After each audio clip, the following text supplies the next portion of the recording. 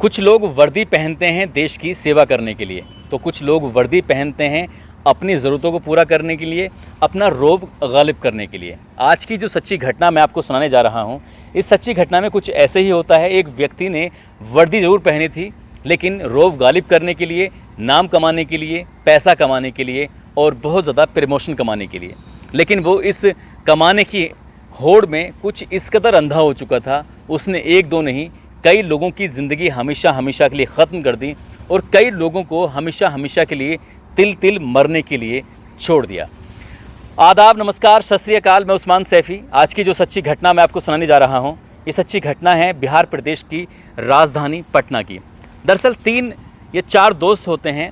4 दोस्तों में से 2 की सरकारी नौकरी लग जाती है और वो इन पलों को जीना चाहते थे। सरकारी नौकरी पटना से दूर थी। वो कहते हैं कि जाने से पहले इन पलों को एंजॉय करते हैं, कुछ मौज मस्ती करते हैं। तो जो प्रशांत सिंह एक लड़का है इनमें दोस्त, वो अपनी बाइक उठाता है, अपने पापा से परमिशन लेता है, पापा मेरे पास बहुत कम टाइम बचा है, क्यों ना मैं अपने दोस्तों के साथ कुछ समय बिता लूँ। तो उसके पापा कहते हैं कोई दिक्कत नहीं है, बाइक खड़ी है, तुम ले जाओ। बाइक से सीधा अपने दोस्त हिमांशु यादव को लेता है और हिमांशु यादव को लेने के बाद जो तीसरा दोस्त होता है विकास रंजन, उसको लेता है और वो कहते हैं कि चलो राजीव नगर थोड़ा दूर है, अपने दोस्त उसको भी बुला लेते हैं, बैठ के कुछ खाएंगे पिएंगे, मस्ती करेंगे और जो ये पल हैं इन्हें बिताएंगे और खूब सारी बातें करेंगे। कुछ ऐसी ही प्लानिंग थी, कुछ ऐसे ही सोचा था उन लोगों ने और बाइक लेकर वो मौज मस्ती करते हुए सीधे पहुंच जाते हैं पटना के आशियाना नगर का एक सम्मेलन मार्केट है। वहाँ उनकी नज़र पहुँचती है एक एसटीडी बूथ पर। क्योंकि राजीव नगर यहाँ से थोड़ा दूर है तो कहते हैं कि उसको लेना आसान नहीं होगा, वो उधर से खुद आ जाएगा, तो इसलिए यहाँ से जो एक एसटीडी बूथ है वहाँ फ़ोन करते हैं और एसटीडी बूथ के अंदर घुस जाते हैं। और उन्होंने प्लानिंग कर रखी थी, पहले मजाक करेंगे, आवाज़ बदल बदल के बात करेंगे, उसको डराने की कोशिश करेंगे और जैसे ही कॉल लगाने की कोशिश करते हैं, 2-3 बार ट्राई करते हैं लेकिन फ़ोन नहीं लगता। जब फ़ोन नहीं लगता उस एसटीडी बूथ से बाहर निकलते हैं और कहते हैं कोई बात नहीं, अगर वो दोस्त नहीं मिला तो ठीक है, हम तीनों ही चलते हैं, तीनों ही घूमते हैं, तीनों ही मस्ती करते हैं। और जैसे ही मस्ती करने की बात थी, वहाँ से निकल ही रहे थे कि जो एसटीडी बूथ का मालिक होता है, जिसका नाम है कमलेश कुमार गुप्ता उर्फ गौतम, उनमें से तीनों लड़कों को आवाज़ देता है, सुनो इधर आओ। वो तीनों दोस्त पहुँच जाते हैं, मुस्कुराते कहते हैं जी अंकल जी, क्या बात है, क्या परेशानी है। कहते हैं कि जो तुमने कॉल की है उसके पैसे दे दो। कहते हैं अंकल हमने कोई कॉल ही नहीं की है, आप बेकार की बातें कर रहे हैं, झूठ बोल रहे हैं, आप देख लीजिए। तभी वो अंकल बिल निकालता है और बिल निकाल के उनके हाथ में थमा देता है 2 रुपये का। कहता है कि तुमने एक कॉल की है और एक कॉल 2 रुपये की लगती है, इसलिए 2 रुपये दो और चलते बनो। जब बात यहाँ से चलते बने वाली बात आती है तो इन लड़कों से की इस एसटीडी बूथ के मालिक से यानी कि कमलेश कुमार गुप्ता से कहासुनी हो जाती है। कहासुनी कुछ ज़्यादा बढ़ जाती है। कमलेश कुमार गुप्ता गुस्से में आता है और प्रशांत को एक ज़ोर का थप्पड़ मार देता है। बस ये थप्पड़ मारना था कि हिमांशु यादव और विकास रंजन को इतना गुस्सा आता है और गुस्सा आने के बाद वो सीधा उससे चिपट जाते हैं, यानी कि ये कमलेश कुमार गुप्ता के साथ मारपीट करने लगते हैं। अब दोनों पक्षों में मारपीट जब होती है तो कमलेश कुमार गुप्ता उर्फ गौतम ये उनके सामने हल्का पड़ जाता है, क्योंकि वो 3 थे, ये अकेला था। और इस बीच में कमलेश कुमार गुप्ता शोर मचाने लगता है, चीखने लगता है, चिल्लाने लगता है, कहता है बचाओ, मेरे साथ ये लड़के मारपीट कर रहे हैं, लूटपाट कर रहे हैं। कुछ ऐसी ही कहानी बनाने की कोशिश करता है। आसपास के जो दुकानदार होते हैं उन दुकानदारों में राजू रंजन, सोनी रजक, कुमोद कुमार, राकेश कुमार मिश्रा और अनिल, ये भी दौड़ते हुए आते हैं। और जब उन्हें पता चलता है कि हमारे ही पड़ोसी दुकानदार के साथ कोई मारपीट कर रहा है तो अपनी अपनी दुकानों में रखे हुए डंडे या और कुछ ऐसी मारपीट करने के जो उनके पास हथियार थे, सामान थे, वो लेकर आ जाते हैं। और ये 6-7 लोग मिलकर तीनों दोस्तों पर, प्रशांत, हिमांशु, विकास पर बुरी तरह से टूटने लगते हैं। और उनको जब बहुत ज़्यादा मारने लगते हैं तब ये लड़के चीख रहे थे, चिल्ला रहे थे, रो रहे थे, अंकल हमें मत मारो, हमसे गलती हो गई, हम आपके पैर पड़ते हैं, गिड़गिड़ाते हैं। लेकिन इन 7 दुकानदारों पर ज़रा सा भी कोई फ़र्क नहीं पड़ रहा था। और इस चीख पुकार को, इस दृश्य को अब जो आसपास के दुकानदार हैं, राह चलते लोग हैं, वो अपनी आँखों से देख रहे थे। ये वाक़या है 28 दिसंबर 2002 की शाम लगभग 4 बजे के आसपास का। ये हंगामा हो रहा है, चीख पुकार मच रही है। तीनों लड़कियों को बहुत बुरी तरह से मारा पीटा जा रहा था। शायद ही शरीर का कोई ऐसा हिस्सा बचा होगा जहाँ पर उनके थप्पड़, लात, घूंसे, चप्पल, डंडे ये ना पड़ रहे हों और वो लड़कों के शरीर से खून ना निकल रहा हो। जगह जगह से ब्लड निकल रहा, तो उनके शरीर से खून निकलने की वजह से शरीर जो कपड़े थे वो भी गीले हो चुके थे, उनका भी कलर बदल चुका था। इसी बीच में कोई व्यक्ति पुलिस स्टेशन को फ़ोन करता है और पुलिस स्टेशन यानी कि शास्त्री नगर में फ़ोन जब किया जाता है तो एसएचओ फ़ोन उठाते हैं, एसएचओ शमशे आलम। शमशे आलम कहते हैं कि क्या बात है, क्या हुआ है, जल्दी बताइए। तो वो कहते हैं कि आशियाना नगर में एक सम्मेलन मार्केट है जो भी हाल ही में बनी है, वहाँ पर एसटीडी बूथ के निकट बहुत बड़ा झगड़ा चल रहा है। कई लोग मिलकर 2-3 लड़के हैं उनको मार रहे हैं, पीट रहे हैं, आप जल्दी से मौके पर आ जाइए। सूचना कुछ गलत रूप में दी गई थी और सूचना देने वाला कोई और नहीं था बल्कि कमलेश कुमार गुप्ता था। उसने सूचना दी थी कि मेरी दुकान पर लूटपाट हो रही है, डकैती डाली जा रही है। यहाँ से एसएचओ शमशे आलम और कांस्टेबल अरुण कुमार सिंह वो जल्दी से बुलेट मोटरसाइकिल उठाते हैं और वहाँ से दौड़ने लगते हैं और सीधा पहुँचते हैं सम्मेलन मार्केट में, जहाँ पर वो तीनों लड़के घायल अवस्था में थे, खून से लथपथ थे, शरीर में कोई ऐसा हिस्सा नहीं था जहाँ पर चोट नहीं लगी थी। शमशे आलम ने उन लड़कों से कुछ पूछने की ज़रूरत भी महसूस नहीं की कि तुम कौन हो, कहाँ से आए हो, क्या है। वो अपनी सर्विस रिवॉल्वर निकालता है और तीनों लड़कों में एक के बाद एक गोली चला रहा था।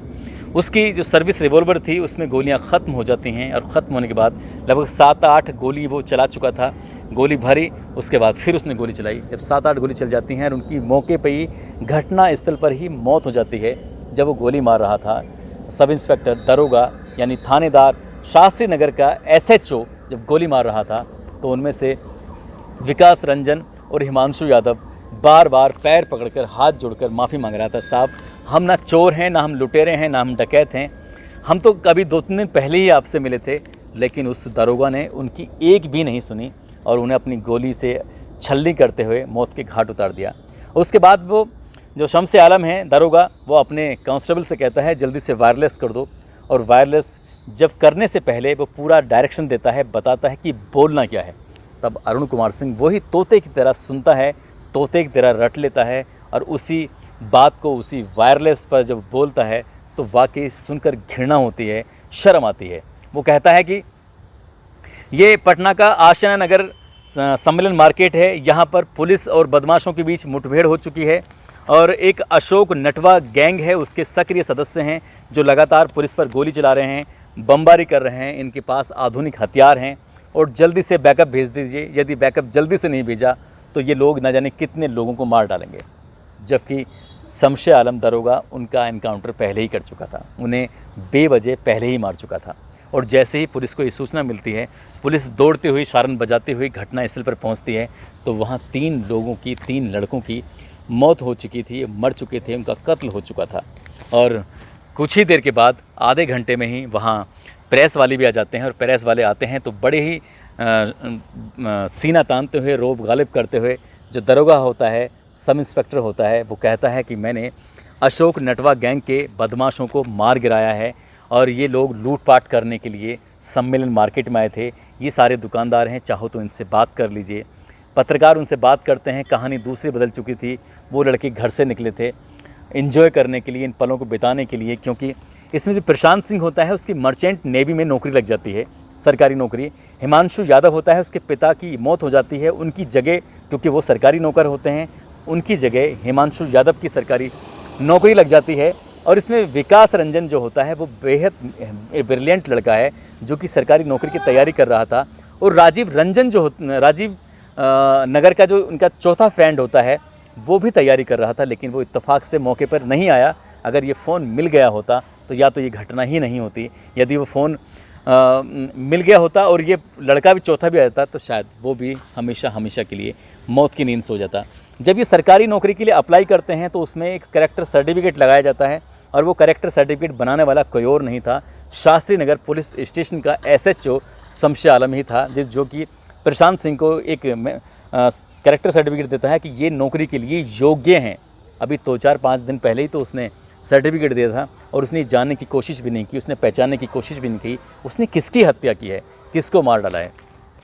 अखबार में खबर तो छप जाती है कि पुलिस ने बदमाशों को एनकाउंटर कर दिया, लेकिन जब इनकी बैकग्राउंड की प्रकृति के पता चलता है कि तीनों छात्र थे, तीनों इनोसेंट हैं, तीनों ही बेहद ईमानदार, बहुत ही अच्छे लड़के हैं। आसपास के लोगों को जब गुस्सा आता है, परिवार के लोगों को गुस्सा आता है, फिर धरना प्रदर्शन शुरू हो जाता है। धरना प्रदर्शन में शायद इस शहर का कोई ऐसा व्यक्ति हो जो इस धरना प्रदर्शन में शामिल नहीं था। लोग तोड़फोड़ मचाने लगते हैं, पूरे पटना में हाहाकार की स्थिति पैदा हो जाती है। पहले दिन, दूसरे दिन, तीसरे दिन जब लगातार ऐसे ही हंगामा चल रहा था, तो उन दोनों लालू प्रसाद यादव की सरकार थी, राबड़ी देवी की सरकार थी, ये दोनों एक फ़ैसला लेते हैं कि हम बिहार प्रदेश की जो पुलिस है इससे इस मामले की जांच नहीं कराते, बल्कि ये जांच कराई जाएगी सीआईडी से। लेकिन जनता को, लोगों को बिल्कुल भी यकीन नहीं था। सीआईडी में भी तो पुलिस के लोग थे। उन्होंने कहा कि हम बिहार प्रदेश की पुलिस से इस मामले की जांच ही नहीं कराएंगे। और ये मामला फिर बिहार से पार होता है, उसकी सीमा को पार करता हुआ सीधे दिल्ली पहुंचता है। और दिल्ली की सरकार एक फ़ैसला लेती है, तय करती है कि इस मामले की जांच सीबीआई से कराई जाएगी। और सीबीआई को जिम्मेदारी मिलती है 18 अप्रैल 2003 को सीबीआई अपने हिसाब से एफआईआर दर्ज कराती है और इस मामले की जांच करती है। यानी कि मामला जो हुआ था 28 दिसंबर में हुआ था 2002 में, और सीबीआई को जांच मिलती है 18 फरवरी 2003 को, और सीबीआई इस मामले की जांच करती रहती है। जांच की जो गति थी वाकई शर्मनाक थी, जिसे देखकर सुनकर भी शर्म आने लगती है। जांच 12 साल में पूरी होती है और 12 साल में जब पूरी होने के बाद कोर्ट की तरफ से फिर फैसला आता है 5 जून 2014 को।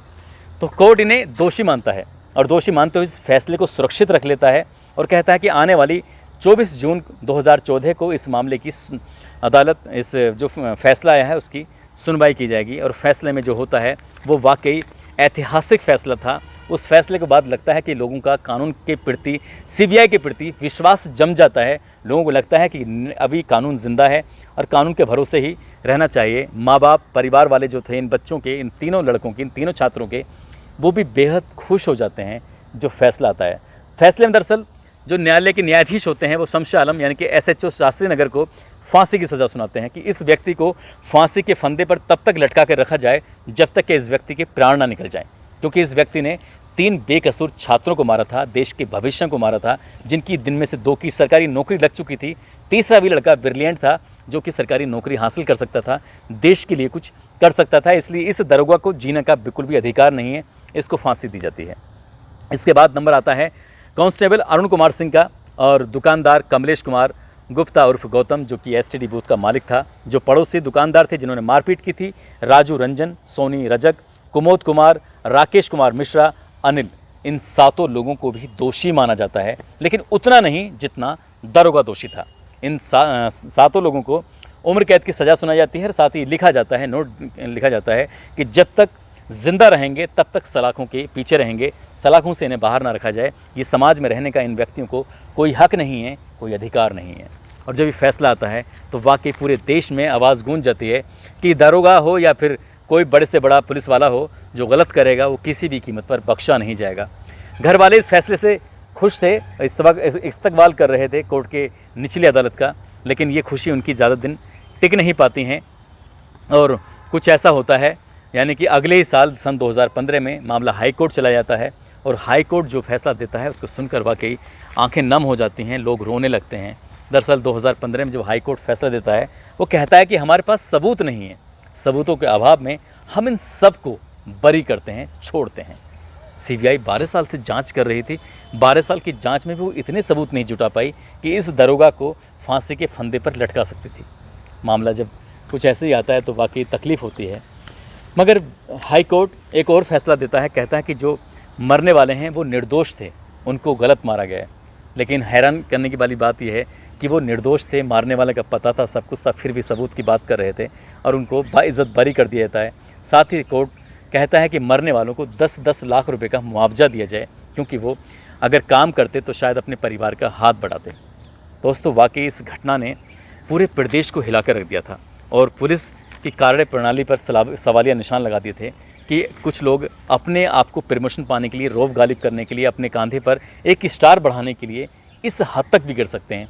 शमशा आलम ने कुछ ऐसा ही किया था। शमशा आलम की तो ज़िंदगी ख़राब हुई क्योंकि उन्हें बर्खास्त कर दिया गया था। बाकी 7 लोग होते हैं, इनकी भी ज़िंदगी ख़राब हुई, लेकिन सबसे ज़्यादा ज़िंदगी ख़राब होती है उन 3 छात्रों की, जिसमें हिमांशु, प्रशांत, विकास, जिनका कोई दोष नहीं था। और इनसे ज़्यादा ज़िंदगी ख़राब होती है उनके बूढ़े माँ बाप की, जिन्होंने बहुत सारे सपने देखे हुए थे अपने बच्चों को लेकर, लेकिन उनकी ज़िंदगी भी अब पूरी ज़िंदगी शायद ऐसे ही कटती रहेगी, ऐसे ही कटती है, चली जाएगी।